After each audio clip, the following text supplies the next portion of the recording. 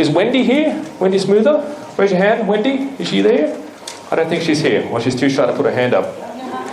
I won't reveal a product. I'm not going to reveal anyone's product, right? I've spoken to a few of you, and I know particularly the product and niche that you might be in, but she has a fantastic product, and the quantity, so this product, I think it retails like $29.95, right? The cost of the product is like $6. And I remember her telling me about this, and I was like, okay, how many quantity do you have to buy? And she says the minimum quantity for this particular product was 20 units. That's like $105 or $110 to get started on this particular niche. Now, you may have reached out on Alibaba before. Has anyone actually, raise your hands if you've actually been on Alibaba and done an RFQ? Raise your hands. Okay, quite a few, right? Now, some minimum order quantities range from anywhere from 50 units up to 500 units or 1,000 units, right? So you won't always find those niches where it's like 20 units, 50 units, right? There are niches out there that do that.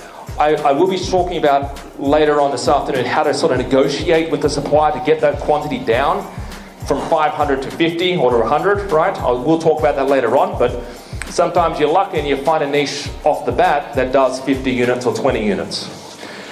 So, there's 3 ways of selling on Amazon. So the first way is fulfilled by Amazon, which Amazon sends your goods. You get them from China, you send them from Amazon, Amazon sends them out directly to your customers when you make a sale. The second is fulfilled by merchant. What is that? You're sending it out, that's right.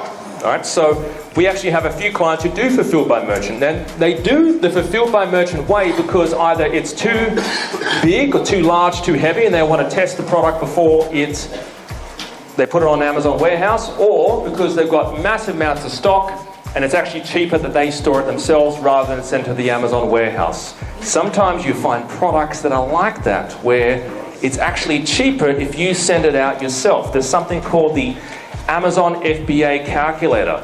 Just write that down, Amazon FBA calculator.